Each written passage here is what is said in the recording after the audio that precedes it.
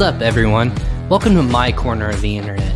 I'm your host, Ryan Kramer, and this is Crossover Commerce, presented by PingPong Payments, the leading global payments provider helping sellers keep more of their hard-earned money.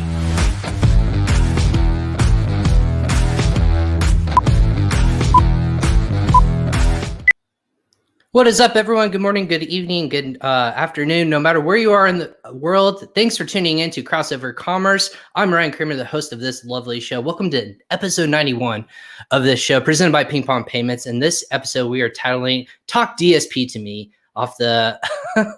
I like to make myself laugh a little bit. Talk DSP to Me, Amazon demand-side performance basics. We're going to have a good time today, as you can already tell by my mood. But thanks for watching us on Facebook, YouTube, LinkedIn, and Twitter. If you're watching on any of those platforms, we do appreciate you tuning in and watching us live.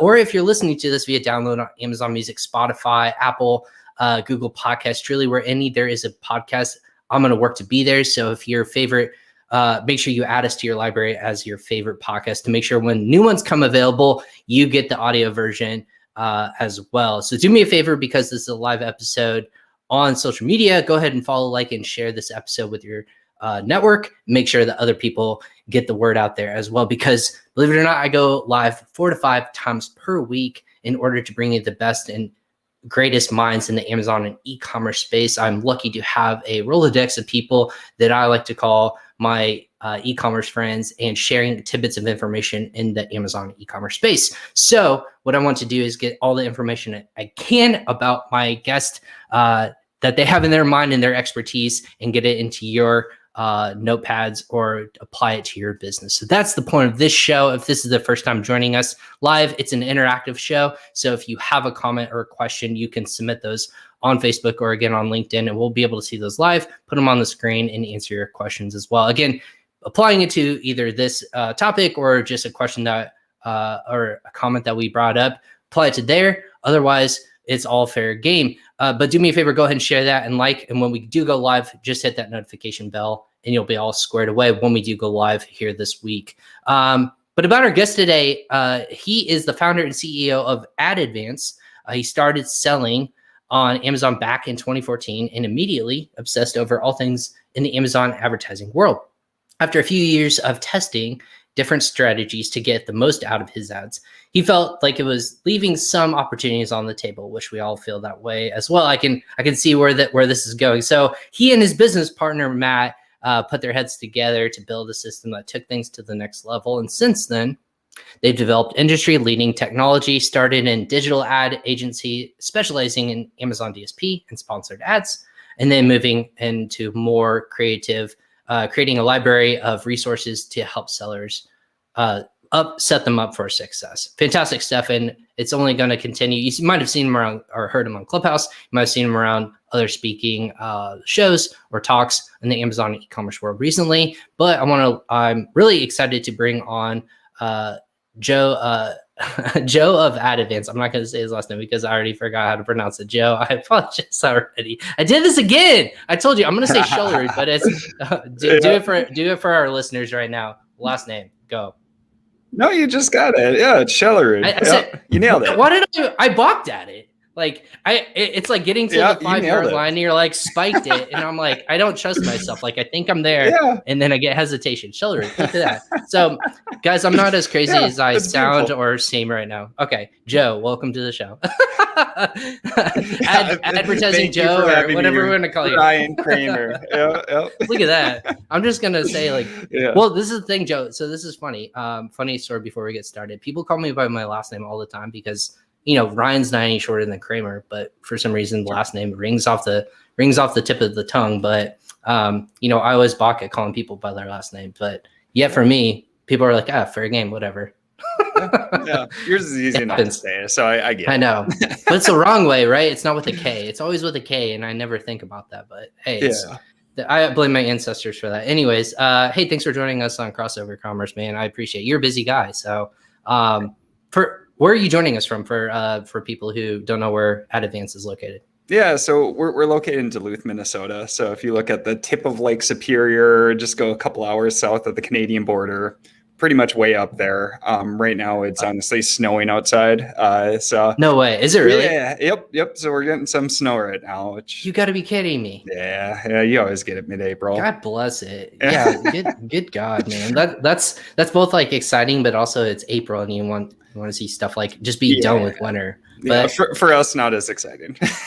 Yeah. I mean, I guess that's when traveling comes this time of year. You just get away from the sun, but but no, it's awesome. So for your background, it's a unique one. Before you just putting pen to paper sounds really cool in terms of like you saw a problem and you fixed it, but you weren't always in e-commerce, were you? Like, what was that background? If you could share that with our listeners. Yeah, for sure. So I've got a background in engineering. I'm a chemical engineer by training, and then got my MBA after. Yeah. So what do you want to be when you grew up? Oh man, I didn't even know. Like, I ended up being a project manager for a while. I was an operations engineer for a while. Then I did a lot of like financial analysis for different mergers and acquisitions with the bigger company.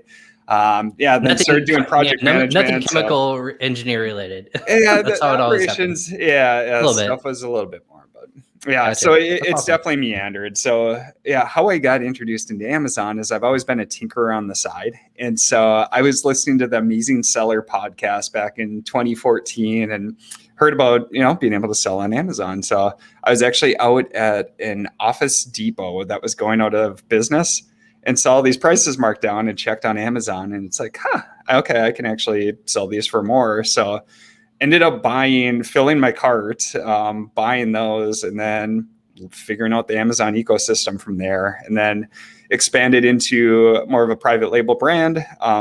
So I sell these organic chemistry molecular model kits. So definitely chemical engineering related there. There you go. They're used for that's your passion project right there. Exactly. Yeah. And then from there, that's where I really got introduced into the advertising side. That's awesome. So at Home Depot, you were just how did you know that the prices like you could resell them for more on Amazon, or like did you know, or it was kind of a guess, or what were you using back in 2014? Yeah, there were like 2 apps that you could use. So there's a scanner app. I can't even remember the name of it, but you could scan the barcodes and then it would pull up and it would show you what the Amazon fees were and everything. But it was a little bit scary because it was going out of business, so you couldn't return the products. Yeah. So I actually have a set of headphones that were restricted that I ended up buying and then couldn't resell. So got a new set of headphones, I guess. Yeah, there you go. Well, that's kind of funny because a lot of people are like, I swear I've seen that for more expensive other places, and you just happen to come upon it, either clearance or something weird. And even now, like taking your story and applying it fast forward to 7 years, I see people sending like carts of like weird food or like things you can't find in certain sections of the United States or the world. They're like, I'm buying the whole inventory because you can just sell it online for more than what it is in here at retail store because it's seasonal and people can't get it. It's weird. It's like lemonade flavored Oreos. I was like, are you kidding me? Like people are buying. Yep, sure are. Yeah. Believe it. Yeah. The beautiful world of e-commerce and where we're at now, buying it and flipping it online. So for sure. So that's where. So you saw that online, and you're kind of like, hey, there's a hole in this market. Like, what was that process like for you? You were selling as a arbitrage, or how? Like, what was the focus on? Yeah, so it was retail arbitrage from the start. That's how I got my start, and then it actually proceeded into like selling Camelback backpacks and North Face backpacks, and so I was finding all these deals online and kind of flipping those. And then after a while, I got tired of prepping all of those products. So I was like, all right, I'm going to start my own private label. And then, went through the whole process of figuring out the product, designing it, getting the logo, packaging, branding, all the good stuff, made all the mistakes in the world, learn from each of them. And I don't know, it gives you a better perspective just looking at the Amazon ecosystem, just going through each of those stages along the way. What was easier for you, retail arbitrage or private label? I would say private label once you get it set up. A ton more work on the front end to get it set up. But then at that point, now it's just more reordering as you go. But for me, I switched to focusing on the advertising side instead of like continually refreshing my products and everything like that. So, I may view it differently if that was what I continue to do to this day. So why advertising? Like what of all the holes in Amazon you can poke in, why advertising? Yeah. So as I was building out my business, I was developing some tools for myself. So just being an engineer by background, was finding some ways that I could simplify the process and kind of do some more complex things that weren't available for any tools out there. And I actually reached out to multiple people to take over my advertising so I could focus on the seller side of the business, and found that what I was doing was actually a lot more complex than many of the options that were available out there. And then at that point, it's like, maybe I can help some sellers with this. And so just like the Amazon business, started working with a couple of sellers on the side, and then saw that, there's a ton of opportunity here. At the same time, Amazon was also seeing the opportunity and continued to build on their platform. And, we hit a point where I was like, this advertising side, it really fits my core skill set, which is digging into the data, trying to find different opportunities that are out there, building the tools for it. And so I reached out to Matt Wickland, who's the co-founder of AdAdvance. And then we sat down. He looked through the tools I had. He's super good at building out tools, by the way, and completely revamped everything. And since that point, we've really focused on the process, the structure. We develop all of our own software internally. And then really defining, how do we split up optimization? It's an art and a science with advertising. And so there's some pieces that we want to incorporate in our software, like bidding updates, placement adjustments, campaign funnel structures, reporting. Those are all awesome for the software, but there's so many other pieces that you need to do manually, and you need that intuition to really set yourselves apart.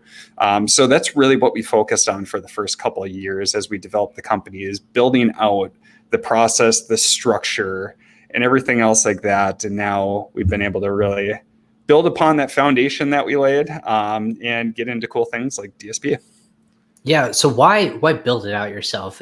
Why not go to a tool that was already built in that regards? What were the pros, the cons? You guys had to come to each other to is this easier to do ourselves, or do we just rely on other people's data? Does that make sense? Yeah. So there's, we've got a full development team internally, and there's a lot of work that goes into it. The key reason why we decided to implement ourselves is that we want that control and that structure, and to also be able to roll out these new features very quickly. And so having your own development team allows us to participate in a ton of the betas that Amazon's rolling out. For those that don't know, any new features that come out on the Amazon advertising platform, they roll those out as betas first. And then you guys have your sticky fingers in there already. Yeah, so we can test it. We can give them initial feedback. We can find different errors from the start. And so that allows us to test a lot of these features before they come out and are released to the general public. And so it just gives us, with all those items and then being able to customize it for ourselves, we feel like it gives us an advantage. It's a ton of work and and a ton of money goes into the software.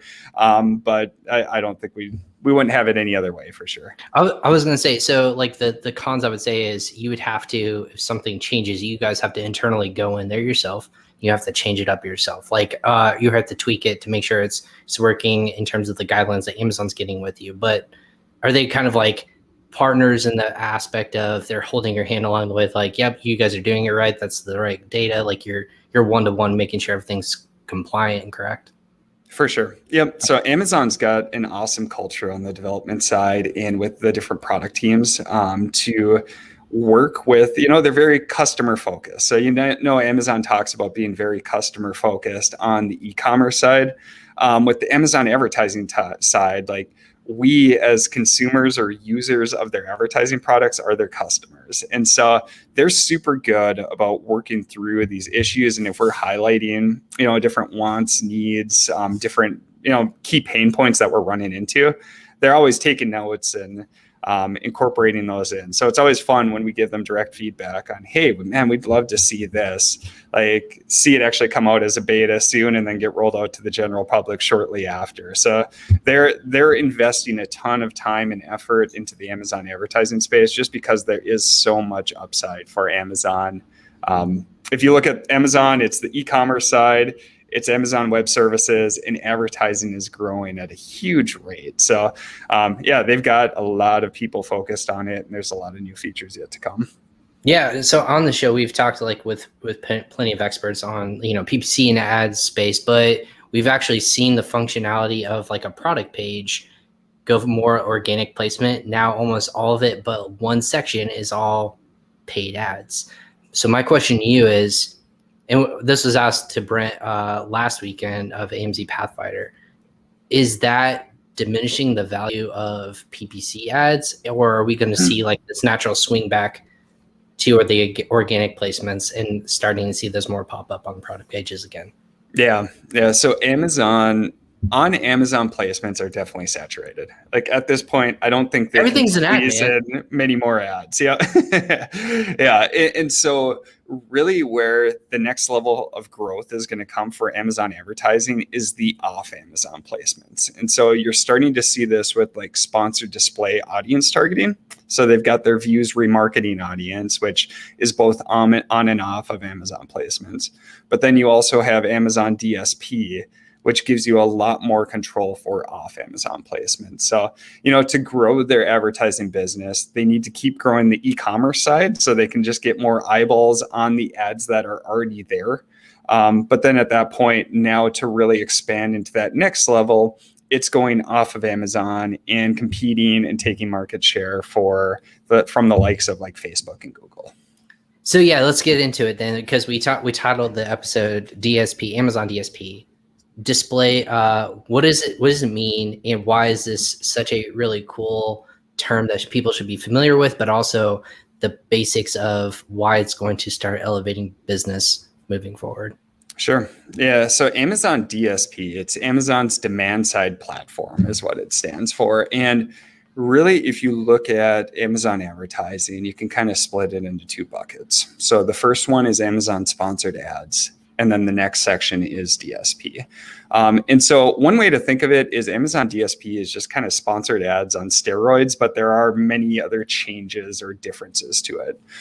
So some of the differences, like for the most part, sponsored ads are all cost per click, where DSP is going to be cost per 1,000 views. So it's kind of an impression-based cost versus a cost per click basis. Going back to the old Google ads, mantra and formula of, hey, per 1,000 ads, this is what it would cost to impression wise. How many unique is it unique visitors, or is it just like visitors in general or eyeballs in general? Yeah. Yep. So it's unique visitors that are looking at it. But based off of views or impression based, and then how they measure an impression thing, there's multiple details that go into that. Sure. But so cost per views instead of cost per click. And then, a couple other aspects is there's so much more control compared to sponsored ads. So controls on creative. So you can really control, there's some controls that we have for sponsored brands and sponsored display on the sponsored ad side. But you can completely customize what the creatives look like for the ads. Another major feature is that you do not have to direct them back to Amazon. Wow. So you can actually use Amazon DSP to send them offsite to your website. Interesting. Or if I have a lead funnel, I want to send them to a landing page. I can do that. So it doesn't have to go back to Amazon.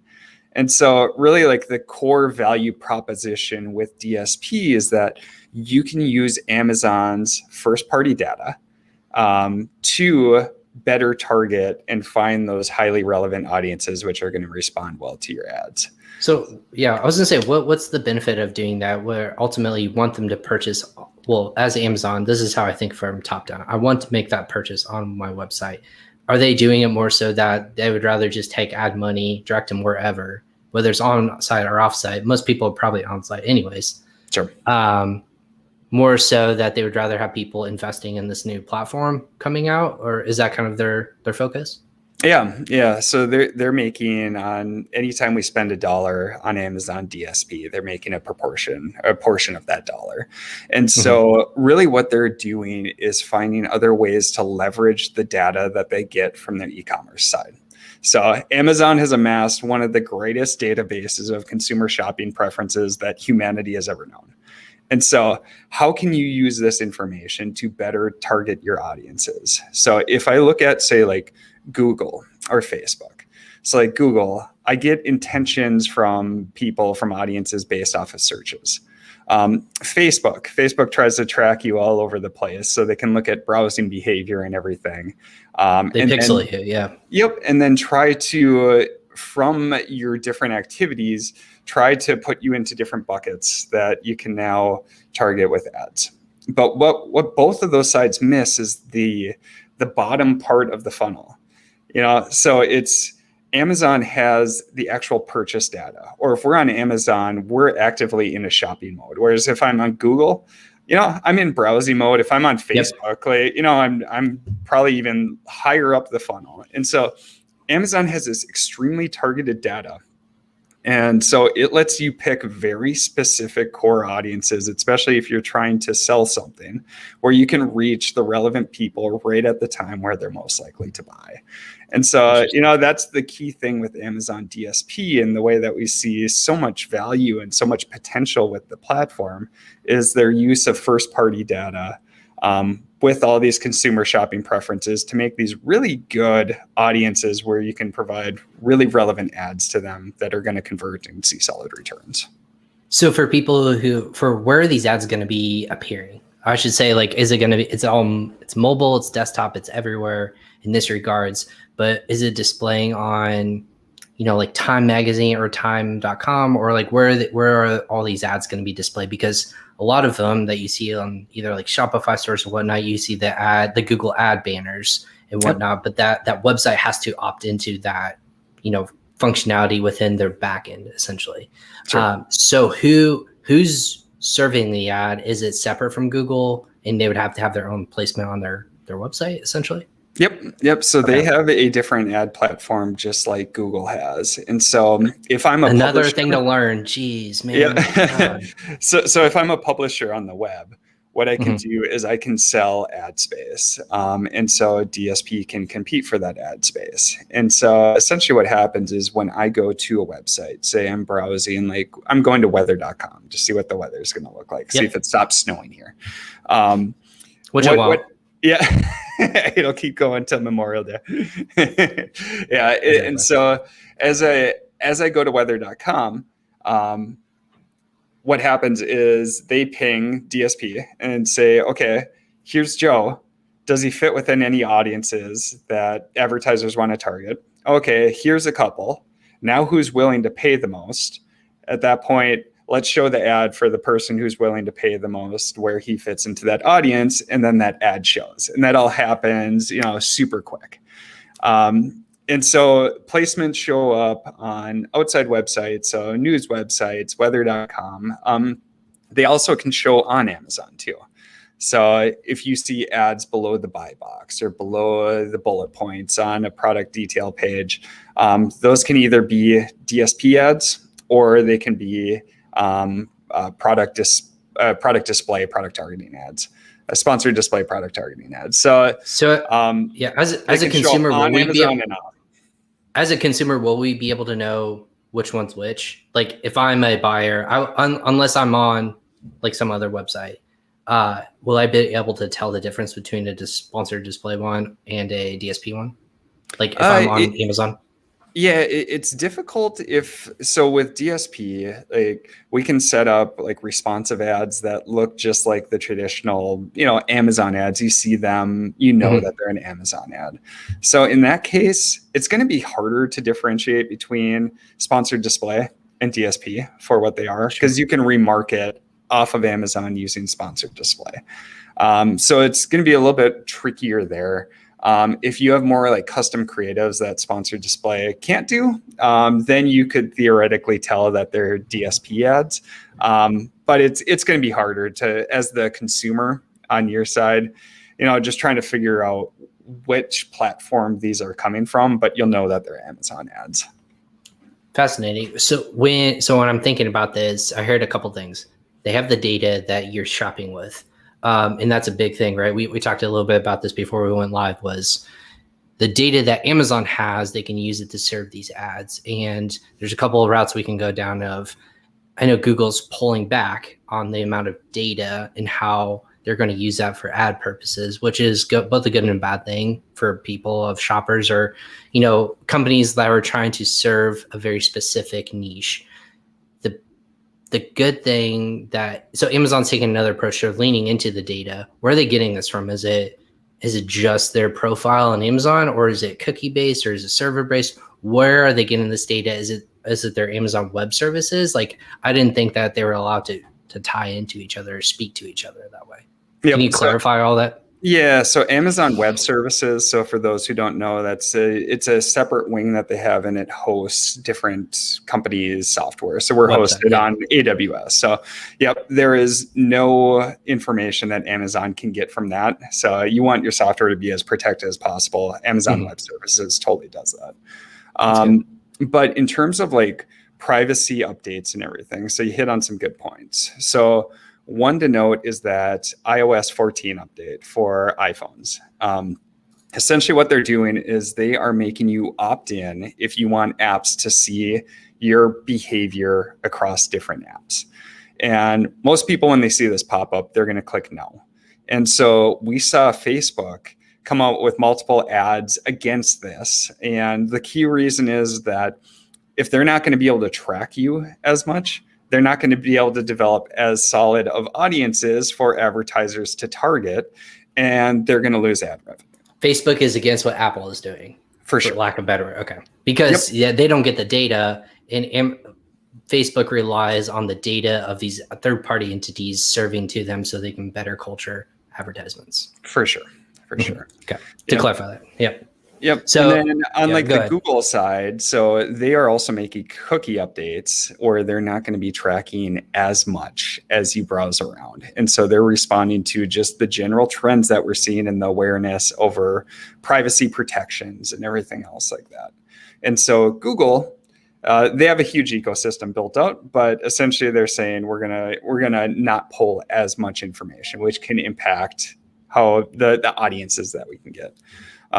For Amazon, essentially the iOS update doesn't impact them much, because where they get a lot of their core information is when you're within the Amazon app itself, or when you're within some of the other apps that they own, like Twitch or Prime Video.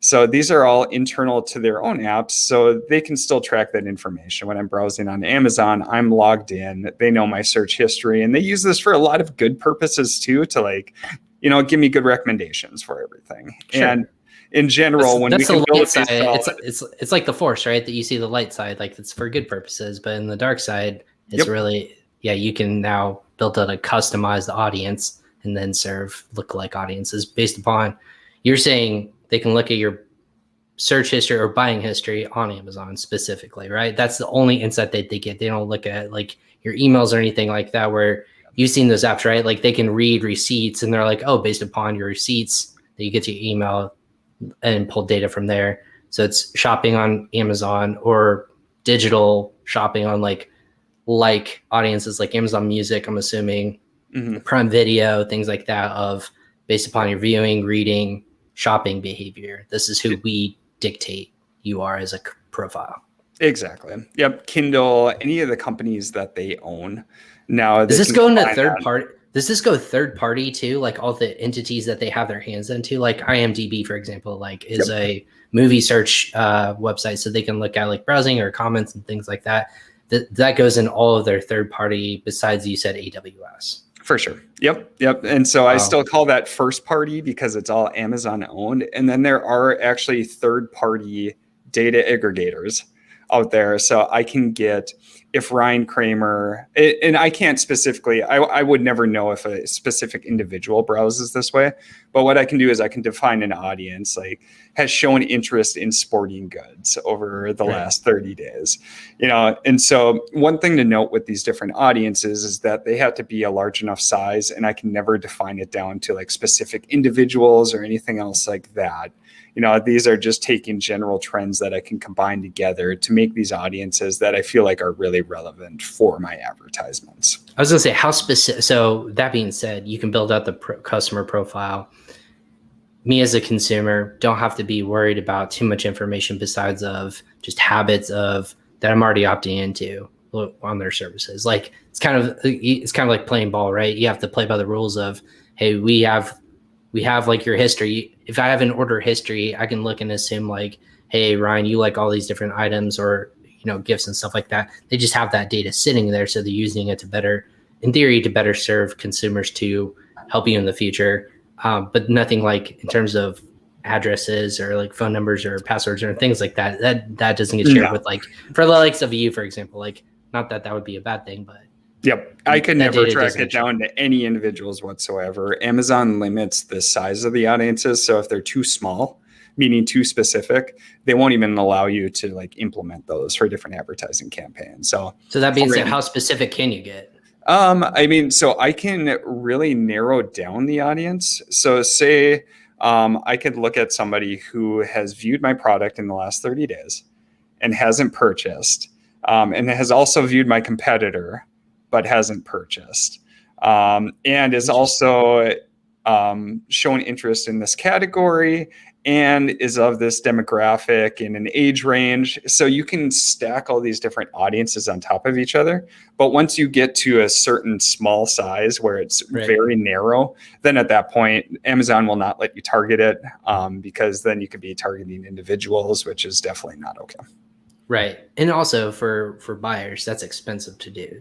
Just like on Facebook advertising, the smaller the target audience you get, the more expensive it is because of you're honing in on a, more niche. You're not being able to serve across like multiple different people. Like the bigger the audience, the cheaper it gets. But obviously the more narrow, I'm assuming would get pretty pricey pretty quickly. Is that correct to assume? Right now, honestly, as you narrow down, it doesn't get as pricey. It's more just making sure that your audience is, within their bounds. And then it's finding all these different niche audiences that really will relate to your product and convert well. And so that's what's really exciting with DSP is there's a lot of barriers and a lot of misconceptions with Amazon DSP. Such as what? Let's see. So a couple misconceptions. So previously when they've rolled out DSP, it's been an Amazon managed service overall. And what would happen is Amazon reps would come to different sellers and they'd say, hey, we can get you going on DSP. You just had to commit $35,000 to $50,000 for DSP. For a year, I'm assuming. And it would it's over like a couple month time period. Yeah. And then they'd say, we've got this huge market available. You sell sporting goods. We have this market where there's like 20 million people who have shown interest in sporting goods in the last 30 days.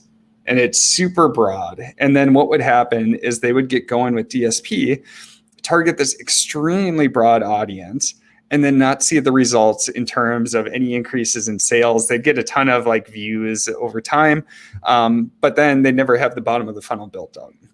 And so a lot of people got burned by this early on, and it gave Amazon DSP kind of a bad name. And so a couple of key misconceptions is that you definitely don't want to start at the top. We like to start at the bottom of the funnel. So we like to start at like retargeting. So if they visited your product detail page, but they didn't convert, all right, those are prime people to show them an ad and to kind of push them over that hurdle to finally convert. Or say they purchased another one of your products. All right, they're familiar with the brand. They're liking the running shirt that you just sold them. Let's see, they're probably interested in running shorts too. So let's market those. So if we start more at the bottom of the funnel strategies, we're seeing very solid returns, especially compared to like the sponsored ad side. And I think it's because a lot of people are hesitant to get into DSP. A lot of people don't want to commit to that upfront spend. So that's another misconception is that, yes, if you go with Amazon, you're going to have to commit a decent amount of money. But if you go through an agency like us, essentially we can pool all of our different clients to meet those thresholds. So you can start a lot smaller. As a seller personally, I'm not going to commit 30 grand up front without knowing what the results would be. Yeah. And so especially on an impression basis, not a click basis, because this is how the evolution of Google went through was they did it all based upon impressions. You couldn't get a good return. You would only know like how many people looked at it. But then when you introduce a cost per click model, in theory, people are opting into it, which is more of a value to that customer or that company. And if you're clicking through it, retargeting becomes, or they're going to make that point of purchase. They're more going down that funnel instead of like, oh, that's nice. That's an interesting, like, it's almost like Instagram, right? Where you see all these ads, and you're just swiping right. You're like, okay, that's an impression. I'm not clicking on it, or until I click like, hey, I'm going to like show me more, or swipe up.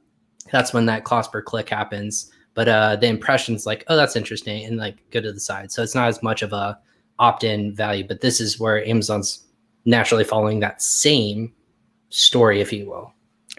Yep, exactly. Yeah. And so the key thing is that there's just so much customization and there's infinite possibilities that the platform is definitely not set up for easy self-service. And that's what you're seeing with sponsored display. They're really taking some of the key strategies and trying to simplify it down so sellers can utilize those. Like that's the audience views. If you've seen searches and purchases being rolled out to some accounts, that's kind of like another step. So I think we're going to continue to see sponsored display build on some of these self-service areas of DSP that you can implement easily. But then once you get into DSP, I mean, it is very complicated. And so I would definitely get some support for that. But with that complication, there's tons of opportunity, tons of testing you can do. And if you can find those right mixes of audiences, we've been seeing some great returns on like an advertising standpoint. So that's display. Does that extend to voice search or voice shopping as well? Does that dive into, or does it mix at all? For voice shopping, would Google be pulling from like questions? So for example, if I have an Alexa device, in theory, it's an Amazon product, so you can use that data of questions that you're asking Amazon. Alexa can then serve potentially ads. I don't know how, like what the fine line is, and I haven't experienced it myself. I have a Google products, so I don't know how Alexa works specifically. So sorry, Amazon. With that being said, could in theory using your voice and that data be aggregated into a customer profile that would look like a certain profile? I'm not sure on that, but if I would speculate, I think that say you searched on your Alexa profile for a baseball glove, it was like, Alexa, what's the weather like today? And that's where they say like this person, I mean, that's a very broad term, but they're like, do I need, exactly. That if you search for, if you ask Alexa for some product specific information, then it may be able to like categorize you into, okay, Ryan's now interested in sporting goods products, and maybe I can narrow it down a little bit more into like the baseball niche or something like that. Sure. So I could see that being used. I'm not certain, but I'm guessing that, I mean, right now they're aggregating all the data from their different ecosystems. So I'm sure that would be one piece too. But this is not something that you could insert a voice ad or anything like that, correct? Like you Joe, and Ad Advanced, you guys can't serve a voice ad in a customer profile that might fit that need. Yeah, I haven't seen voice ads. You can definitely do videos through DSP, but I'll take a look back. In all honesty, on the creative side, we're still testing out quite a bit.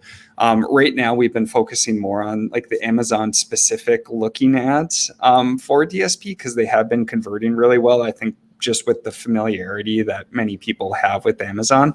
But I'll take that away too, because we are doing a lot of testing. There is definitely video capabilities and quite a few capabilities on the creative side. Well, this is the nerd side of me, right? Because we're on a podcast right now. So if someone's listening to this and I opt into it, like this is an e-commerce podcast or business podcast, and someone's listening to it, they subscribe to me. In theory, they're interested in these kinds of markets.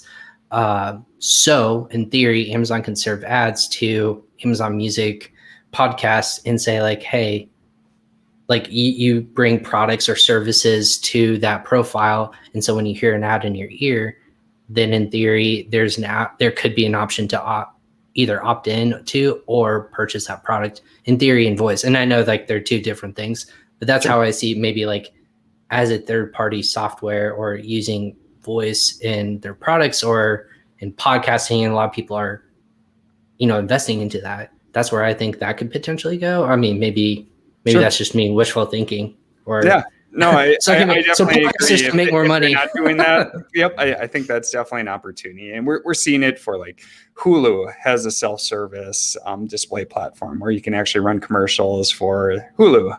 Walmart's rolling out; they've got their display platform, and so many of these platforms are just being able to tap into the existing audiences that these companies are gathering, and then being able to show relevant ads to those audiences in whatever media form. So like Hulu is obviously video.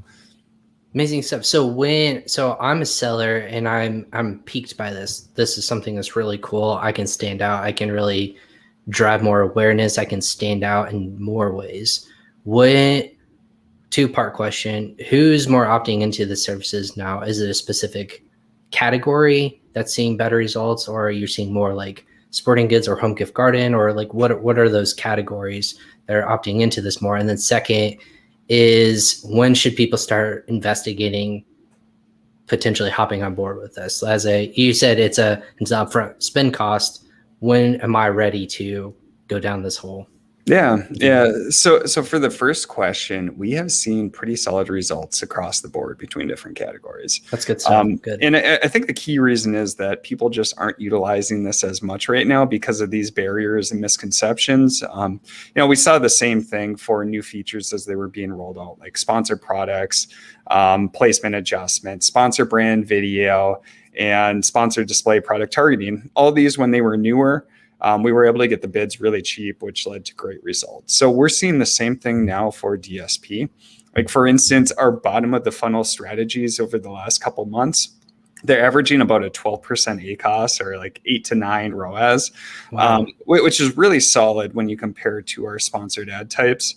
Once you go up the funnel more and you start broadening out that audience, that's where, from a ROAS perspective, it tends to taper off. But it's really, what you can do is you can start with those solid returns, and then you can branch out, see what you can gather for incremental sales volume, and then make that call on when it makes sense to stop moving upwards. And that's the fun thing with DSP, is there's just infinite possibilities to keep expanding your audience as you go. So with data, like, you and I are like data nerds, and, I always look at like, just where people are making those points of purchases. Are you able to get as granular as, hey, more people are making point of purchases? You can start to map out where customers are, almost like a cloud, like a word cloud, if you will, where they're actually coming from. Like, if I have a majority of my customers are coming from Reddit or something crazy like that, or a branded website, and you start to see more conversions happening to that, can you then target specifically more and more of those like websites, or more of your ad spend or your impressions to that website? Or can you get that granular? Yeah, so we can actually see all the domains that our ads are shown on. And this is also helpful in terms of like brand safety and everything. So we can see, all right, my ad showed up on weather.com and CNBC and, all these different spots, and you can measure the performance on each of those. And, this is where DSP starts to get, pretty unwieldy if you're trying to do this like self-service wise, just because, again, there's so much control. But when you can aggregate this data together and work with multiple clients, now you can start to see these repeatable trends, and we can start excluding domains that obviously are not converting. Right. And so that's really where there's just so many different avenues where I feel like we're going to find, different audiences or different domains, or you can specify between the Amazon app and the browser, and just so many controls that when we can find these different areas, I think we're going to continue to unlock quite a bit of opportunity. That's really yeah. In terms of like when you should get going as a seller, what I would say is really get the sponsored ad side nailed down first. So sponsored products, sponsored brands, those are core. So you want to get those really nailed down. And once you've got those performing well, say you're at the 10 to 20 grand a month spend level on the sponsored ad side, at that point, I would take a look at DSP. Some of the power from DSP is really driven from the traffic that you're already getting to your listing. So then we can use some of those bottom of the funnel strategies like retargeting and repurchases. But we can always expand out and say, all right, I'm going to target the ASIN of my competitor. If they viewed my competitor but didn't purchase, like now I'm going to show them ads for my products. So that's where it starts to get fun. So definitely focus on the sponsored ad side first. Once you feel like you've got a good handle on that, then DSP is the next great spot to expand your sales and still get solid advertising returns. Wow, that's good stuff. And like I'm constantly my head's spinning in terms of where that can eventually lay down. Are you directing lots of your clients to make point of purchase on Amazon still? Is that still the natural flow you're trying to push people through? You said you don't have to. Yep. Yeah. So right now it's really a financial and a preference decision. And so key things to take into account is for a typical website, I'll see a 1 to 2% conversion rate. So, 100 people view my website, 1 or 2 people buy. Whereas on Amazon, typical conversion rate tends to be about 10 to 15%. And so directing them to Amazon, you're typically going to get a much higher conversion rate just because Amazon has that trust and it's just so easy to purchase from it. But the key things that you don't get are like the customer information. So I don't have their address and their email address and everything, where now I can say remarket to them through my platform. And so that's kind of the giveaway that you have. And then the other benefit for selling through your website is you don't have to pay all the fees associated with selling on Amazon. So you can take those two into account and then really figure out how much does having that customer information, how much do I value that? There's some who, even though they're not making as much profit per sale, really value the website. But in general, we see a better return going directly to Amazon, even though you pay more in fees, just because you convert so much better. So what's the call to action then you're telling lots of people? Is it a coupon? Is it a discount? Or because I have a follow-up question to that too, because a lot of people see stockouts and you say, like, if you're running a campaign, how quickly can you change a campaign to not purchase on Amazon because you might not have inventory in your FBA facility to switch that to, hey, now fulfill on my own website? Sure. Yeah. And so what I would say in terms of like call to action is typically it just looks like a sponsored ad on the side for DSP. And it's just a reminder like, hey, you were interested in this before. You didn't purchase, but just reminding you that we're here. Come check us out again. And so we haven't had to have any like major calls to action with these ads. It's more just reminding them as they're going like, hey, come back to us. Other fun use cases that you can do, like when you're talking about stockouts and all the inventory and supply chain disruptions, is say you have a competitor who's gone out of stock recently. So I can look at, I didn't even think about that. And then I can say anybody who's purchased from them in the last 60 days, say if it's a consumable, but they're out of stock. So it's a supplement or a protein drink or something, but they went out of stock. Now let's draw them over and see if we can get awesome repeat customers from that. Or even better, if they viewed that other listing, but they didn't purchase, they've shown interest. Now I can direct them to my ASIN or product. So there's just so many different options. And what makes it fun is that, sponsored ad side, it's more structured approach, but with DSP, you can really use that creativity. It's the art versus the science. So we can nail down the science and how these perform, but the art is really defining all these different audiences and how you can utilize all this information. I love that, man. Like that's how you as an entrepreneur succeed. How are you going to not be ugly about it, but how you're taking advantage of opportunity, right? There's nothing wrong with it says like, because you guys have the data too. I'm assuming lots of people on a lot of these platforms, you can see if someone's stocked out or if they're just not available anymore. Targeting an ad, if it's high volume and they're like a top seller, driving people to, hey, not in stock, like we got this and more, or something like that. Like very similar concept of competing along those lines. Super cool and creative in that regards. Is this kind of Amazon's like just the beginning in DSP, or is there like other avenues of advertising that they can build on top of this, almost like a Lego set? Like this is the green space of like the basis of you're going to build like this awesome castle and start to build out these intricacies of everything. DSP seems like a very solid platform that wouldn't go anywhere because again, there's so much search functionality outside of Amazon, but the point of purchase inevitably comes back to them. So that being said, where does it go and grow from there? In my opinion, DSP is the future of where Amazon is going to continue to drive their advertising growth. So if you look at different projections, it's 40 to 30% year over year growth. And if you look at Facebook and Google, while still growing, Amazon is definitely catching up. It used to be the duopoly between Facebook and Google, and now Amazon, they just reached $10 billion in advertising spend, I believe, last year. So they finally hit double digits in the billions to compete with Facebook and Google. And so I continue to see more and more growth. And I think that the information that Amazon has becomes more and more valuable, especially as people become more conscious on the privacy side, and Facebook and Google are really limited on what they can pull, where Amazon, you're getting that direct shopping information. So you can find those most relevant people to target with ads where it's going to be the most helpful. Wow.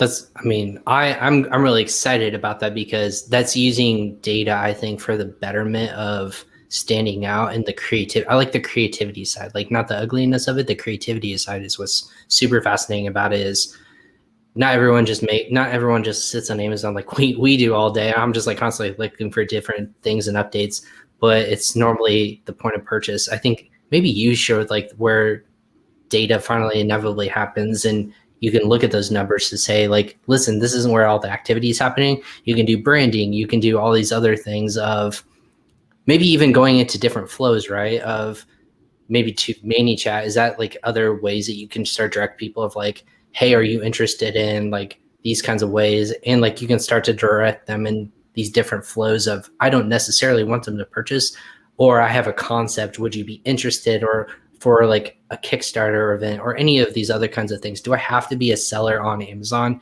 to inevitably use this platform at all? No. So you do not have to be an Amazon seller. And so what you can say is, for instance, if I have certain flows and I know I'm going to be in a specific category, I can find people who buy compliments for that. So, and just going to baseball, I see somebody who buys, a kid's baseball bat. I've got 3 kids. I may be looking for a glove too. So even if I'm not a seller on Amazon, I can target the people who just bought that kid's baseball bat.